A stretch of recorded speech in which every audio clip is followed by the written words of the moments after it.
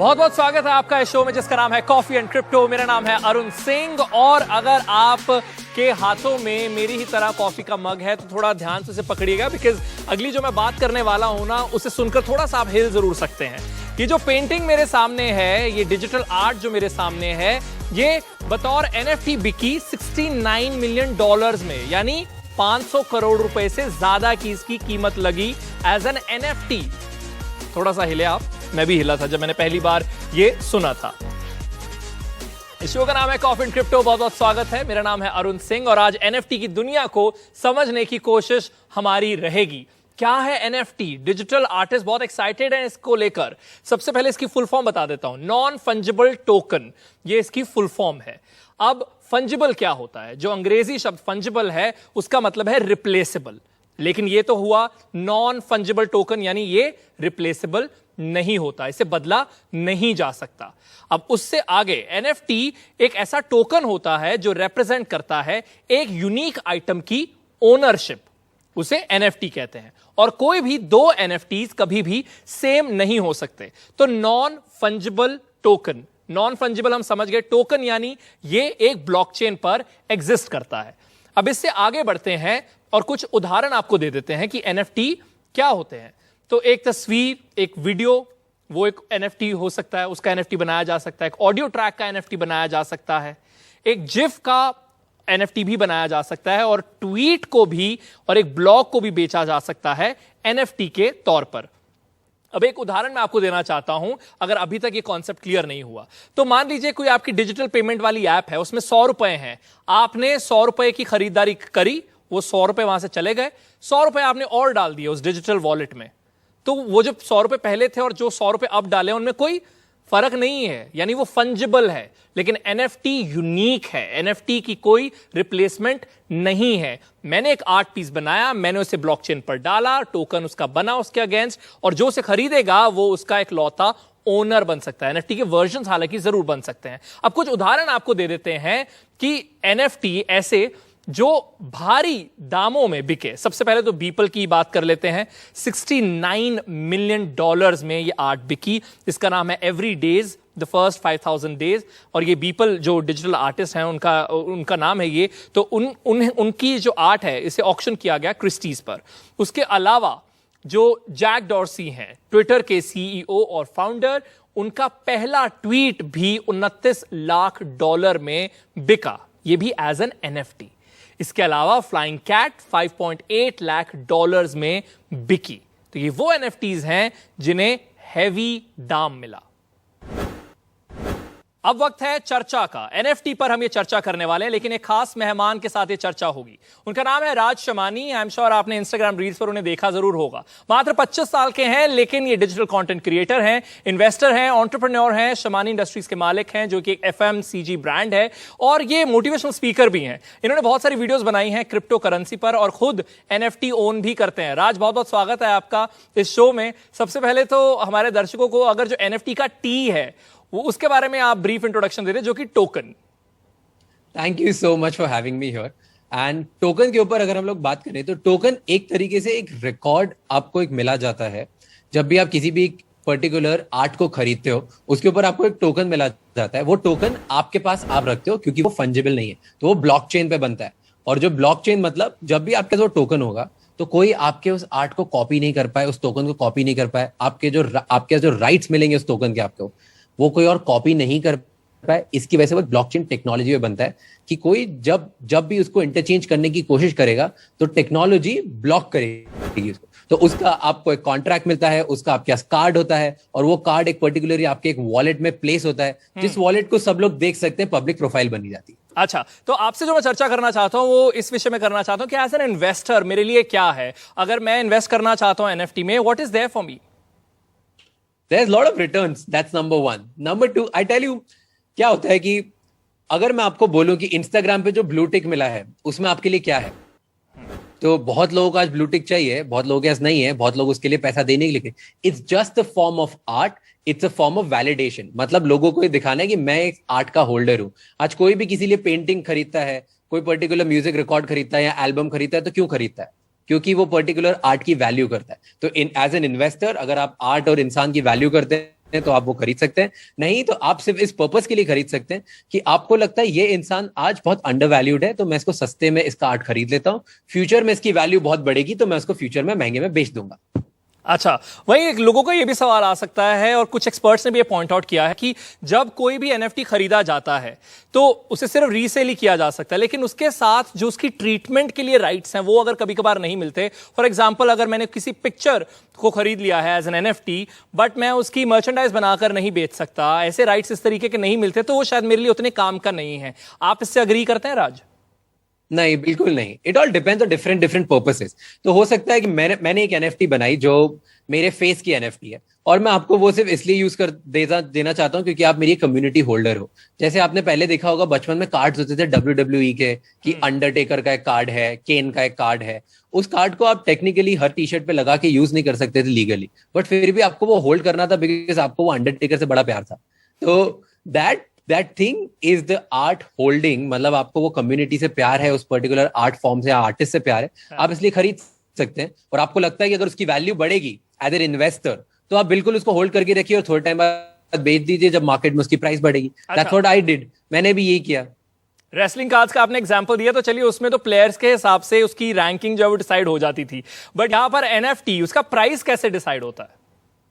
Price again किसी भी art का या किसी भी इंसान का या किसी भी फॉर्म का प्राइस कैसे डिसाइड होता है, या तो मार्केट में लोग किस प्राइस पे उस पर्टिकुलर आर्ट फॉर्म को खरीदने के लिए रेडी है, या तो आर्टिस्ट किस प्राइस में देना चाहता है, क्या उतनी वैल्यू मार्केट देखता है या नहीं। तो बहुत बार एनएफटी मार्केट में क्या होता है, कुछ आर्टिस्ट होते हैं बोलते हैं कि ये सुनिए मेरे आर्ट की वैल्यू है 2 लाख रुपए, तो उसके बहुत लोग अंडर बिड करते हैं कि नहीं हमें नहीं लगता 2 लाख रुपए, हम 1.5 लाख में खरीदना चाहते हैं, तो फिर अंडर बिड होता है। बहुत लोग होता है ओवर बिडिंग करते हैं, कि कुछ आर्टिस्ट बड़े होते हैं, बहुत सारे यूएस में बड़े स्टार्स हैं जिन्होंने अभी लॉन्च करे अपने एनएफटीज, उन्होंने बोला हमारी प्राइस 2 लाख है, तो लोगों ने 3 लाख लगाया, 4 लाख लगाया, 5 लाख लगाया। तो लिमिटेड होने की वजह से उसकी अंडर बिडिंग भी होती है और ओवर बिडिंग भी होती है। आखिरी सवाल आपसे ये है कि अब बहुत सारे लोगों ने ये सवाल उठाया और ये मुझे थोड़ा फनी भी लगता है, क्योंकि लोगों का कहना है कि देखिए आखिरकार तो ये डिजिटल आर्ट है, इससे तो कॉपी पेस्ट इजीली किया जा सकता है, तो इसका क्या फायदा है? ऐसे में ऐसे कमेंट्स पर आप क्या रिएक्शन देते हैं? नॉन फंजेबल टोकन्स का होना सबसे पहली चीज ही ये है कि उसको कॉपी पेस्ट नहीं करा जा सकता इजीली। हर किसी के पब्लिक वॉलेट में एक अलग आर्ट होगा जो कॉपीबल नहीं हो पाएगा। राज, आखिरी के 30 सेकंड में अगर आप शेयर करना चाहें कि आपने किस एनएफटी प्रोजेक्ट में इन्वेस्टमेंट किया है? मैंने बहुत सारे एनएफटी प्रोजेक्ट में अभी इन्वेस्ट किया है। सबसे बड़ा मेरा हिट था वी फ्रेंड्स, जो गैरी वेनरचुक का था। अभी रिसेंटली मैंने विमेन्स ऑफ वर्ल्ड में भी इन्वेस्ट करा है, और सून मेरा खुद का एनएफटी प्रोजेक्ट आने वाला है जो इंडिया में I am going to launch it on a very big scale. बहुत बहुत शुक्रिया राज हमारे साथ जुड़ने के लिए। तो बतौर इन्वेस्टर किन बातों का ध्यान रखना चाहिए एनएफटी की दुनिया में प्रवेश करने से पहले, उसके बारे में राज ने हमें बताया। लेकिन अगर आप एक आर्टिस्ट हैं तो किन बातों का आपको ध्यान रखना चाहिए, उसकी भी अब हम चर्चा कर लेते हैं। हमारे साथ एक डिजिटल इलस्ट्रेटर जुड़ेंगे जिनका नाम है राघव बिसरखिया। उनकी आर्ट इस वक्त आप देख रहे हैं। उन्होंने इस आर्ट को फार्मर्स प्रोटेस्ट को डेडिकेट किया है, तो उनसे समझेंगे कि कैसे उन्होंने शुरुआत की। इसके अलावा रोहास नागपाल भी हमारे साथ जुड़ने वाले हैं। वो चीफ ब्लॉकचेन आर्किटेक्ट है रैप्ड एसेट प्रोजेक्ट के। पहला सवाल रोहास आपसे ही है कि एक डिजिटल आर्टिस्ट को किन बातों का ध्यान रखना चाहिए जब वो शुरुआत करे एनएफटी में? तो सबसे पहले उन्हें यह सोचना है कि वो अपने आर्ट के साथ क्या राइट्स या लाइसेंस देना चाहते हैं। सेकंड, वो डिसाइड करेंगे कि कौन से प्लेटफॉर्म पे ये डालना है। कुछ प्लेटफॉर्म काफी पॉपुलर हैं, कुछ इतने नहीं चलते हैं, तो अच्छा प्लेटफॉर्म चूज करना भी बहुत जरूरी है। और उसके बाद आप अपना एनएफटी क्रिएट करके फिर आप उसको सोशल मीडिया के थ्रू प्रमोट कर सकते हैं, ताकि आपके फैंस उसके ऊपर फिर बिडिंग करें। तो ये 3 स्टेप्स आप कर सकते हैं। अच्छा, और वहीं अगर जहां तक बात है इवैल्यूएशन की, हमने उसकी भी बात की कि इवैल्यूएशन कैसे कर सकते हैं, बट जब एक आर्टिस्ट को इवैल्यूएशन करनी है तो किन बातों का ध्यान रखा जाए? कॉस्ट इवैल्यूएशन की बात हो रही है। तो जो प्राइस आप अपनी एनएफटी की डालना चाहते हैं, तो उसमें आपकी पॉपुलैरिटी और कम्युनिटी में आपकी following is the most important thing. तो मैं रेकमेंड करता हूं कि आप मत प्राइस सेट कीजिए, आप ऑक्शन पे डालिए। लेट योर आपके जो फैंस हैं उन्हें बिड करने दीजिए, बिकॉज हो सकता है वो काफी ज्यादा पैसा देने को रेडी हो पर आप कम मांग रहे होंगे। तो मैं रेकमेंड करता हूं उसको आप ऑक्शन पे डालिए। अच्छा, और अब हमारे साथ एक डिजिटल इलस्ट्रेटर भी हैं, इनका नाम है राघव बिस्ट्रखिया। बहुत बहुत स्वागत है आपका। आपकी आर्ट जो है वो फार्मर्स प्रोटेस्ट पर बेस्ड है। वो एक पेंटिंग आपने बनाई है डिजिटल, और उसे आपने NFT की तरह आप उसे बेचना चाहते हैं। तो आप बताइए, आपने कैसे शुरुआत की, आपने क्या उसकी कीमत रखी है, और कैसे आपने सोचा कि मुझे NFT में प्रवेश करना है? Thanks Arun, first of all मुझे शो पे बुलाने के लिए।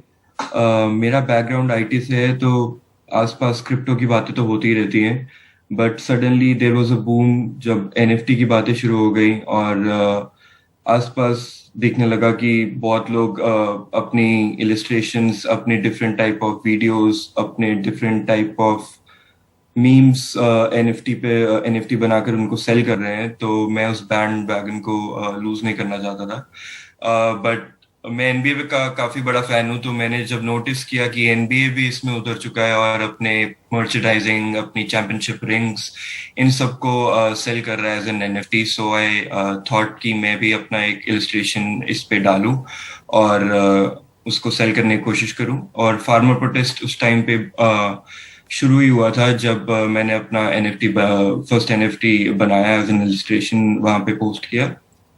तो उसी तरीके से मैं उसके अंदर अभी के लिए घुसा हूँ।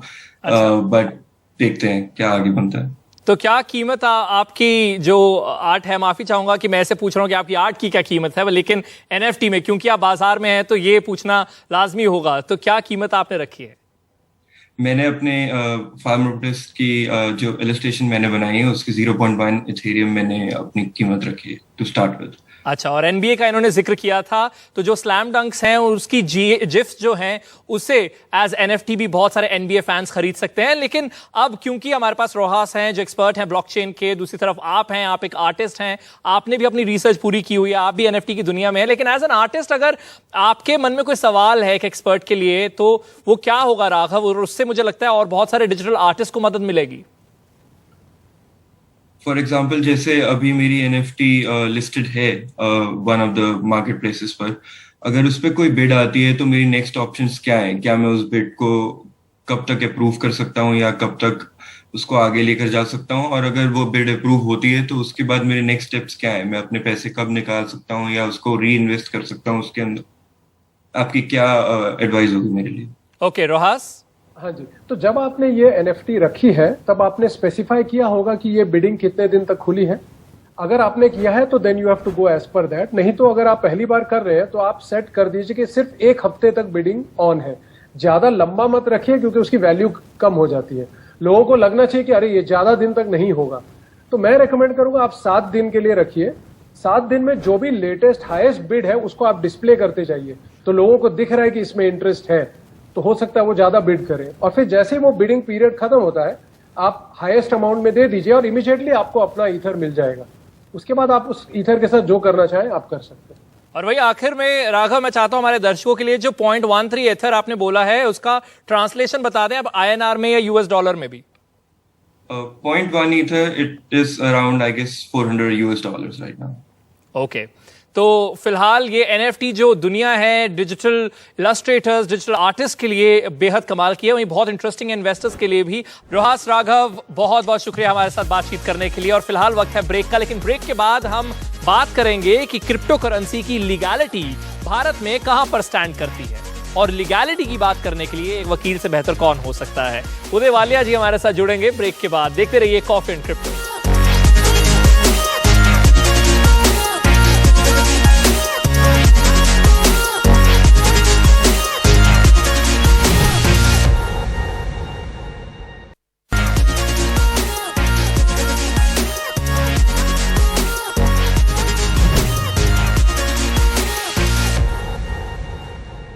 टू बी और नॉट टू बी, या फिर क्रिप्टो करेंसी के लिंक में लोग सोचते हैं इलीगल और लीगल। ये सवाल से हर कोई जूझता जरूर है। शो का नाम है कॉफी एंड क्रिप्टो, मेरा नाम है अरुण सिंह, और अब इसी डिस्कशन पर आ जाते हैं, इसी चर्चा पर आ जाते हैं कि भारत में क्रिप्टो करेंसी की लीगैलिटी कहां पर स्टैंड करती है। और इसके लिए हमारे साथ है उदय वालिया, वकील हैं ये, और टचस्टोन पार्टनर्स में पार्टनर हैं। तो सबसे पहले तो अभी प्रेजेंट की बात कर लेते हैं कि कहां पर स्टैंड करती है भारत में क्रिप्टो करेंसी की लीगैलिटी। अभी का स्टेटस जानेंगे। और वहीं जो कहा जा रहा है, सुना जा रहा है कि क्रिप्टो बिल आएगा, सरकार इसे रेगुलेट करेगी, उसके आने के बाद कैसे हालात हो सकते हैं उसके बारे में भी बात करेंगे। इसके लिए हमारे साथ एक लॉयर जुड़ रहे हैं, उदय वालिया उनका नाम है, पार्टनर टचस्टोन पार्टनर्स। बहुत बहुत स्वागत है आपका मिस्टर वालिया। सबसे पहला सवाल यही होगा कि इस वक्त मौजूदा हालातों में लीगैलिटी कहां स्टैंड करती है क्रिप्टो करेंसी की भारत में? एक जवाब तो होगा कि इलीगल नहीं है, पर प्रॉब्लम है कि इलीगल नहीं है का मतलब ये नहीं कि लीगल हो गया। लीगल हो गया मतलब कि आप कोर्ट जा सकते हैं, इन्फोर्स कर सकते हैं ये जो कॉन्ट्रैक्ट है जो हम एंटर करते हैं क्रिप्टो करेंसी के लिए। तो जब तक वो इन्फोर्सिबिलिटी का इश्यू नहीं होता, मेरे हिसाब में एट द मोमेंट, क्योंकि लीगल नहीं है, लीगल होना चाहिए। जब तक लीगल नहीं होगा, मेरे हिसाब से it remains a risky investment. Okay और वहीं बहुत सारी चर्चा इस पर भी हो रही है कि जब रेगुलेट होगा तो क्या इसे एसेट क्लास की तरह एड्रेस किया जाएगा या ट्रीट किया जाएगा, तो उस पर भी चर्चा है। लेकिन मैं आपका पर्सनल ओपिनियन यहां पर जानना चाहता हूं कि किस तरीके के हालात तब होंगे जब इसे भारत में रेगुलेट कर दिया जाएगा, या फिर वो जो क्रिप्टो बिल है जिसके बारे में हम सुनते आए हैं, जब वो आएगा तो आपके हिसाब से क्या हालात होंगे? What can be the situations? ये क्रिप्टो बिल का तो एक प्रॉब्लम है। पहले एक क्रिप्टो बिल आता है जो कहते हैं हम इसको रेगुलेट करेंगे, फिर एक साल बाद क्रिप्टो बिल आता है हम इसको बैन करेंगे। RBI is keen to ban it, पर आरबीआई सेंट्रल बैंक है। क्रिप्टो करेंसी का मतलब है कि सेंट्रल बैंक का रोल डिमिनिश करे, मतलब उनका रोल छोटा करें। अब आरबीआई इंस्टिंक्टिवली इसके अगेंस्ट तो होगी, पर ये बात नहीं है। बात है कि जो सुप्रीम कोर्ट ने भी कहा कि RBI is correct to regulate it, पर जो रिस्पॉन्स आरबीआई था बैन करने का, वो उन्होंने कहा कि डिस्प्रोपोर्शनल था। मतलब कि जो रिस्पॉन्स आप कर रहे हैं वो सर्कमस्टांसेस, हालात के जस्टिफाई, जायज नहीं है। अब रेगुलेट तो करना चाहिए, और इसके बेनिफिट्स जब रेगुलेट करेंगे तो एसेट क्लास तो जरूर करना चाहिए, क्योंकि डोंट फॉरगेट कि एसेट क्लास अगर नहीं करेंगे तो ये इनकम टैक्स और कैपिटल गेन्स टैक्स कैसे अर्न करेंगे। और ये नहीं हो सकता कि शेयर्स पर कैपिटल गेन्स टैक्स है, income is treated as capital gains, पर क्रिप्टो करेंसी का जो इन्वेस्टमेंट वैल्यू है वो कैपिटल गेन्स टैक्स नहीं ट्रीट होगा। सो गवर्नमेंट ऑल्सो को देखना चाहिए कि there is an asset class, in asset class से capital gains tax, income tax are legitimate sources of income. अगर आप shares investments पर capital gains tax impose कर रहे हैं, तो फिर क्रिप्टो करेंसी पर क्यों नहीं? ये भी एक और फॉर्म का इन्वेस्टमेंट है। एट द मोमेंट अगर कोई इन्वेस्टर पूछे, जैसे आपने लीगैलिटी का क्वेश्चन पूछा था, अगर कोई इन्वेस्टर पूछे ये इन्फोर्सिबल कॉन्ट्रैक्ट है, उसका हमारे पास जवाब नहीं है। कि हाँ बिटकॉइन ऊपर जा रहा है, पर क्या हम कह सकते हैं कोई इन्वेस्टर को कि बिटकॉइन लीगल होगा 1 साल में, बिटकॉइन लीगल होगा 6 महीने में? एज अ लॉयर मैं कैसे कह सकता हूं जी? पर as an investor you can be very excited, पर एज अ लॉयर मैं थोड़ी कह सकता हूं कि जरूर जी आप खरीदें, मुझे भी लेने दो, क्योंकि मुझे नहीं पता अगर ये एक एसेट क्लास एग्जिस्ट करेगी 6 मंथ्स में, बैन होगा नहीं बैन होगा। ये अनसर्टेनिटी इज ऑल्सो रॉन्ग। उदय, शुक्रिया हमारे साथ जुड़ने के लिए। और अब उन बिजनेसेस की भी हम यहां पर शो में बात करते हैं जो क्रिप्टो करेंसी की तरफ बढ़ रहे हैं, एक्सेप्ट कर रहे हैं एज अ पेमेंट ऑल्सो। और ऐसा ही एक बिजनेस है दिल्ली का एक टैटू स्टूडियो। उनसे जाकर मैंने बातचीत की, सुनिए उस बातचीत को।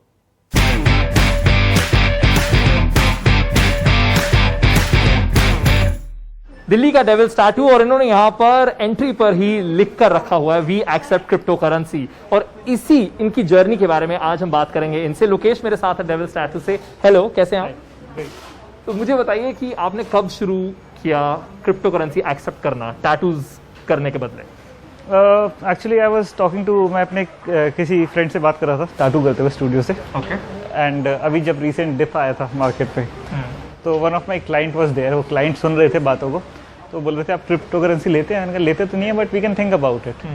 एंड वो अपना इथेरियम या जो भी उनके पास क्रिप्टो करेंसी थी वो उसको निकालना चाहते थे, because it's a very volatile market, ऊपर नीचे बहुत जल्दी होती है। तो you have to be very strong in this market. You एक दिन ऊपर देख के अगले दिन नीचे देख के आप जल्दी सेल और परचेज नहीं कर सकते, यू हैव टू होल्ड और हॉडल। सो मैंने कहा हाँ ले लेंगे, कोई प्रॉब्लम नहीं है। सो ही पेड मी इन बिटकॉइन. उनको अराउंड 40,000 50,000 के आसपास पे करना था. Couple of tattoos their friends and families got, and so I took that in my wallet.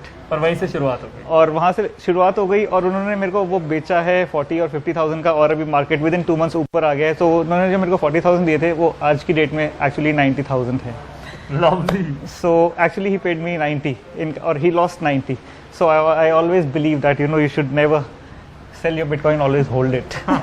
मतलब इन्होंने तो इतनी अच्छी तरीके से होल्ड किया कि फिजिकली भी इन्होंने एक सुवेनियर जो है वो पिक किया हुआ है. ये इनका स्टूडियो है, इनके सर्विस स्टेशन बहुत सारे हैं यहाँ पे आपको नजर आ ही रहे हैं. और आप बताइए एक्सपीरियंस कैसा रहा है ऑडियंस के साथ, जो आपके कस्टमर्स हैं उनके साथ, की उनका अभी तक क्या कहना है? झिझक है थोड़ी या फिर? हाँ, मतलब इंडिया में crypto currency is not very common, but studio पे जो लोग आते हैं most of them are aware of it. और जब से हमने अनाउंस किया officially that we will be accepting bitcoin and other crypto currencies, तो काफ़ी लोगों का इंस्टाग्राम एंड फेसबुक और ईमेल्स पे वो भी आया कि कौन कौन से एज अ बिजनेस आपकी कोई झिझक है मन में? नहीं, डेफिनेटली अगर कोई ऐसा झिझक या स्केप्टिसिज्म होता तो मैं करता नहीं है, because I personally believe in crypto currency. आप एक रिकॉर्ड देख लीजिए, like anyone who has held a bitcoin, जिन्होंने अपने पास 200 डेज से ज़्यादा रखा है, आज तक वो लॉस में नहीं है. तो देखिए यहाँ पर कैश में पे कर सकते हैं, क्रिप्टो करेंसी में पे कर सकते हैं, कार्ड में पे कर सकते हैं. तो एक तरह से हर तरीके का जो ट्रांजैक्शन है वो यहाँ पर पॉसिबल हो सकता है. और इनका नाम है डेविल्स टैटूज. दिल्ली में अगर आप आए तो आप इनसे सर्विसेज ले सकते हैं क्रिप्टो करेंसी के बदले. फिलहाल इसी के साथ ही एपिसोड होता है खत्म, लेकिन हर हफ्ते कॉफी एंड क्रिप्टो NDTV पर आप देख सकते हैं और क्रिप्टो करेंसी की चर्चा में हो सकते हैं शामिल. मेरा नाम है अरुण सिंह, कैमरा पर्सन पूजा आर्या के साथ NDTV इंडिया के लिए.